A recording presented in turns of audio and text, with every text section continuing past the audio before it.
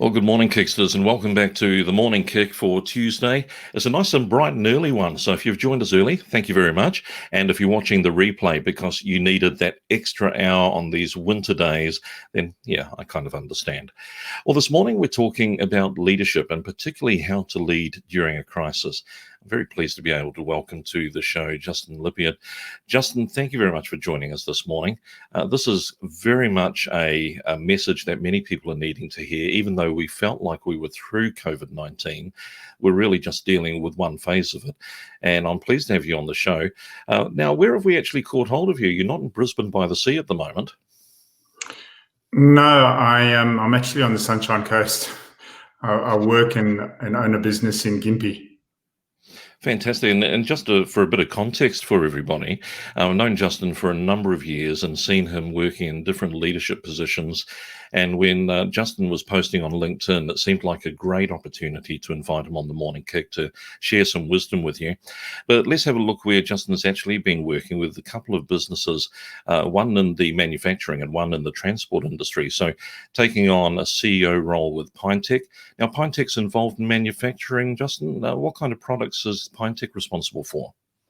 We're primarily responsible for manufacturing internal door componentry, so out of timber. So effectively, we make all the components that make up frames and solid door cores, and then we wholesale those to the big door manufacturers in Australia. And I can imagine both this business and also you're involved with Polly's Coaches, Yeah. both doing a great deal of employment in the local industry and looking after the people of Gympie and Rainbow Beach. How many buses would you have on the road looking after all of the school runs and things? Polly's currently has 63 buses, and we transport over 3,000 students per day, plus other passengers as well, public passengers. That's amazing. Well, you can probably understand why we've been able to get Justin to come on the show and have a talk about leadership, because those are two industries, manufacturing and transport, that need a lot of coordination, a lot of staff management. And Justin, I guess this is what COVID-19 has been challenging us about, is how to lead our teams, not only in terms of the business, but where are we actually going as a unit? Tell me, how did you first get involved in leadership? What were some of the first opportunities that you had? Andrew, I guess I was always keen to learn from others. So I positioned myself around people that had the wisdom, had the experience, and just wanted to glean from them. And I guess as I sat on the coattails of others and got into the wake and the slipstream of others, it was just a natural thing. I just ended up being in leadership roles because I was with other leaders. In those early years, Justin, did you find it an easy burden to bear? Was it something that you kind of naturally found that you aspired to and enjoyed? What was the feel in those early days? No, I'm not a natural born leader.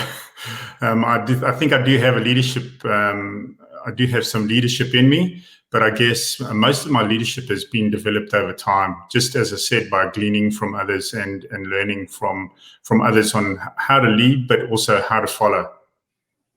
Now, talking about leaders, somebody that both of us will have known is Simon Sinek. And a lot of people would be very familiar with his Start With Why, which has kind of turned the business world upside down. And it's not unusual to find a Simon Sinek video being promoted left, right, and center. But I don't know that many people have heard about his book, Leaders Eat Last. Now, both of us thought this might be a good prompt for today's conversation. I'll just very quickly read the back of this book, which says, leaders are the ones who run headfirst into the unknown. They rush towards the danger. They put their own interests aside to protect or pull us into the future. Leaders would sooner sacrifice what is theirs to save what is ours, and they would never sacrifice what is ours to save what is theirs. That's quite a picture of an individual, isn't it? It is indeed. I guess there's an element of that is when you're a leader, you take the hit for when the team makes a mistake. When they do something really well, you give them all the credit. Yeah, and I think that this personal responsibility is something that some that have leadership thrust upon them struggle with. They think it's a title, they think it's the lights and the bling, and they lose sight of those core responsibilities, which is taking the team forward. Let's talk about COVID-19. Sure. It's really that has been thrust upon us. Nobody saw it coming. How do you think leaders are dealing with this right here and now across many sectors, government, business, entertainment? Do you think we're handling it well? I think it's a very dynamic environment, and I think your mindset and positioning is very, very important. I always use two military mottos, I guess. The first one is by the US Marine Corps, which is improvise, adapt, and overcome. And the second is by the SAS, which is who dares wins. Yeah. So I guess that's my approach to COVID-19 is this is something that, and I wasn't going to use unprecedented, that has been thrust upon us. And I guess we've got to be in a position to ride the wave. There is no post-COVID. COVID is here to stay. And I guess we've got to find a way to be able to manage that, manage at the beginning of this pandemic, through the pandemic, post, I guess, waves, and then look at the new world and with, I guess, a fresh set of perspectives and a new, I guess, mindset and a fresh heart, I guess. It's interesting that one statement that I heard, Justin, was that at the end of COVID-19, there are going to be businesses that have their brand forever affected by the way in which they have treated their staff. Yeah, Some yeah, for the better absolutely.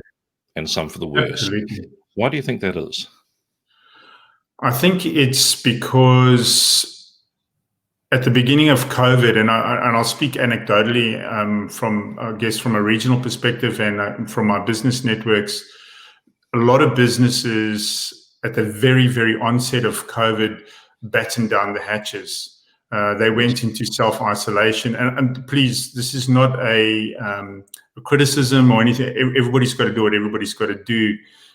But my approach to that was just to wait and see. I was only prepared to make the hardcore decisions based on the directives given to me by the Department of Health and the Department of Transport, and obviously the federal government as well. So I didn't want to just react. A friend of mine many years ago, who was an ANZET pilot, taught me something that I've never ever forgotten, and that was in crisis, sit on your hands. And that's what I did. Was I just at the beginning of COVID, everybody started to sort of panic, and I guess that's fair enough. Toilet paper sales went through the roof, etc. For me, it was just about sitting on my hands. Let me see how this unfolds. But my primary responsibility then was to go back to the staff, go back to my team members and say, look, let's not panic. Let's not overreact. Let's do what we need to do to make sure that we're safe and secure. Our families and our customers are safe and secure. But let's, for all intents and purposes, continue business as normal, with self-distancing and hand sanitizing, etc., PPE. But I guess it's trying to find the calm in the eye of the storm. It's a real balance, isn't it? I think that transparency of communication is essential, but not to the point that it seems that the leader is panicking either, that they don't have answers. They're purely spilling information without answers.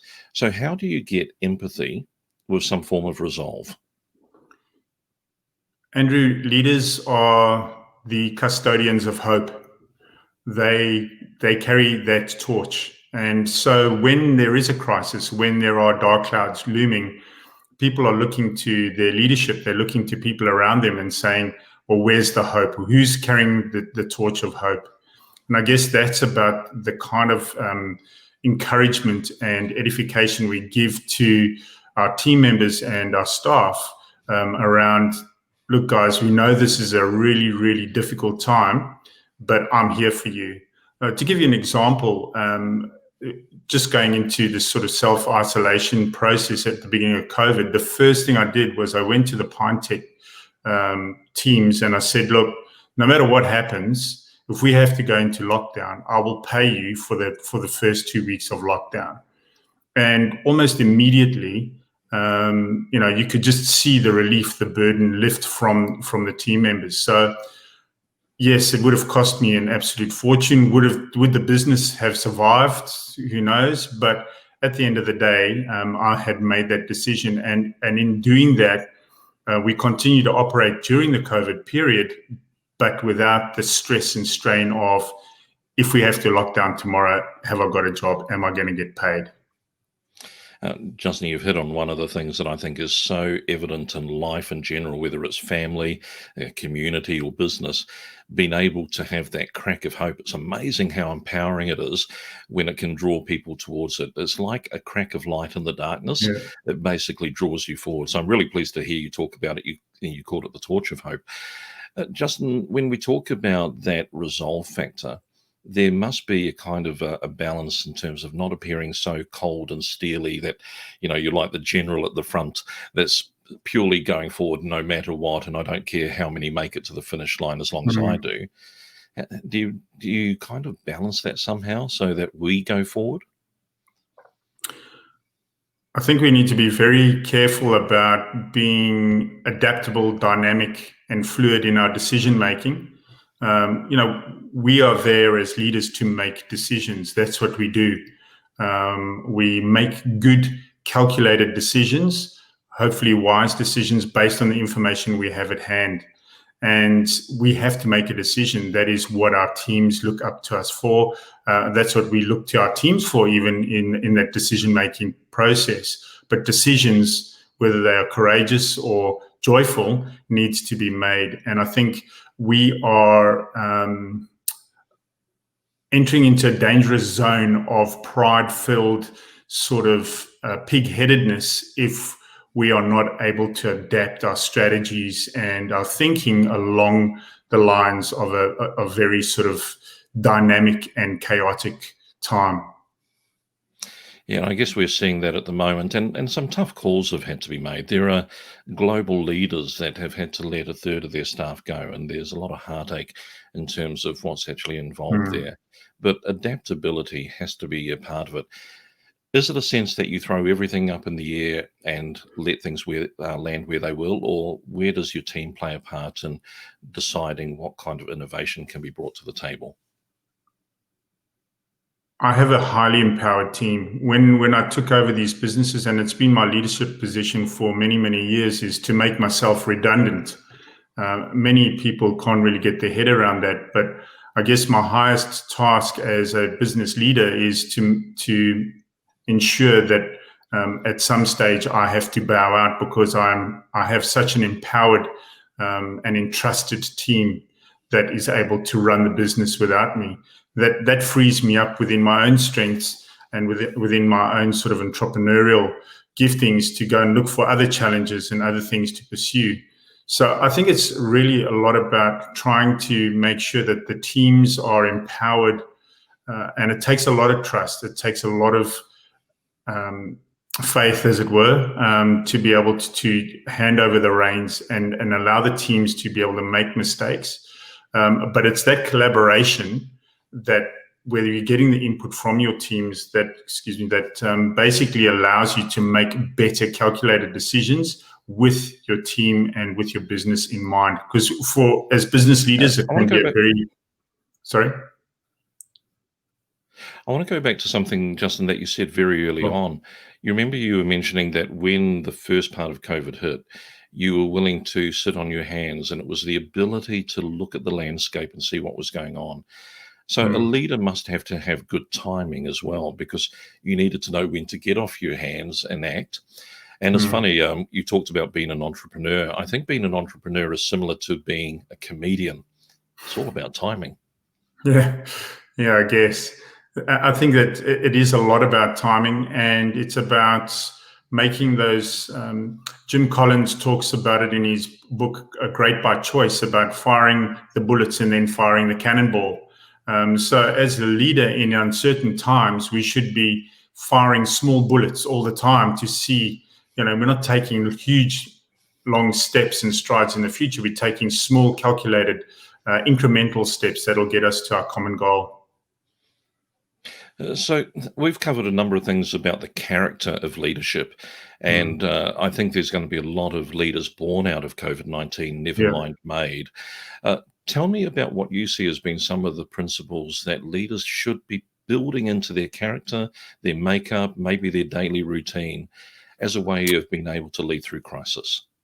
Sure. I think one of the key things that I learned from the World Business Forum a couple of years ago in Sydney, I had the privilege of spending some time with Marcus Buckingham, who had written Now Discover Your Strengths, all based on the Gallup research.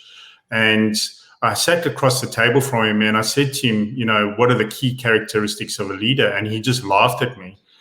Which sort of was a little bit unsettling because I sort of put him up there on a pedestal. But I guess the learning that came out of it was that, leaders have maybe one or two natural gifts, one developed gift. And I guess what we tend to do is we take all the key traits of leadership and of leaders, and we say our perfect leader has to have 17 traits that are going to make the perfect leader. The problem is that those people don't exist. So we need to be mindful of the fact that we need to harness and capitalize on the strengths that people have, and then work with them to be able to get the very best out of them and to get the very best out of us. So when you think about a leader that is looking from here forward, who is willing to say, I haven't handled COVID-19 well, made mistakes along the way, what can they start doing today that will affect their tomorrow and start to empower their staff?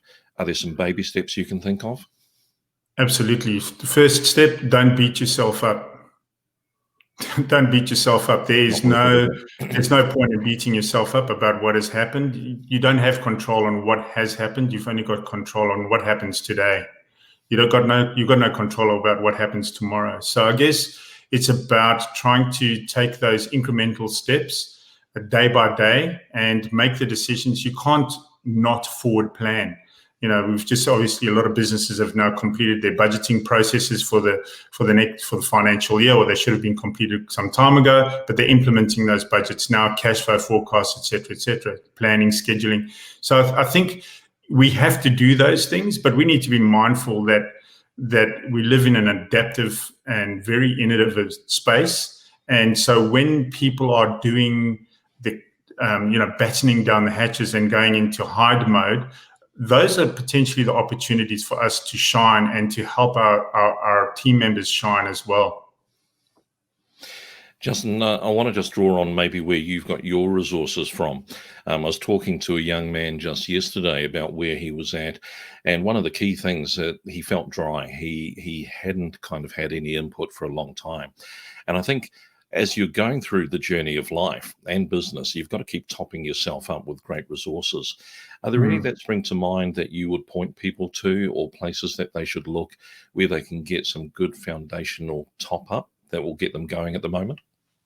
Yeah, absolutely. There's a couple of books that I'll reference. The first one is the one that I mentioned previously, Great by Choice by Jim Collins. A second one, which I rate very highly, and I've read twice, listened to on Audible 3 times, is Pitch Anything by Oren Klaff. A third is Blue Ocean Strategy by Kim and Mulborn. I'm just trying to think offhand. I guess for me, Andrew, is I'm a late bloomer. So I'm currently finishing off a master's in international business. I completed my MBA a couple of years ago, and just before that, a graduate diploma in management. So I think it's always good to remember a proverb from a wise man who once said, "Give a wise man instruction and he will yet be wiser." So I think it's about trying to find the sources of information that are relevant to you. I'm never going to be overjoyed about reading about the history of nuclear science. So for me to want to go and just do that for the sake of it is just a waste of time. So I've got to find things that are going to add value to my life and add value to my family, add value to the people around me, and that includes my team members. So there are, a few resources around, but you've got to find something that's relevant and is going to basically strum your passion string. I love what you've shared with us. Justin Lippiatt, thank you for coming on the Morning Kick, Okay. giving us some insights into how we can be better leaders, and just reminding us that it's not over yet. We can start today and keep moving forward. Yep. Thank you. Well, that was very insightful and I think very appropriate. Please share the video, get your friends to have a look. Whether you're sharing it up or down amongst your teams, people that you think maybe are looking for some ideas on how they themselves can improve their leadership. There's a lot that came out of this particular episode. Now, when we join you again on Thursday for the Morning Kick, we're having a look at the charity and non-profit sector. They've been hit pretty hard by COVID-19 as well. They're having to market themselves to their constituent base. They're having to deal with a lot more need in the community. And we'll be talking about fundraising for charities. If you know anybody that can get some benefit out of that, join us on the Morning Kick on Thursday. We'll see you then.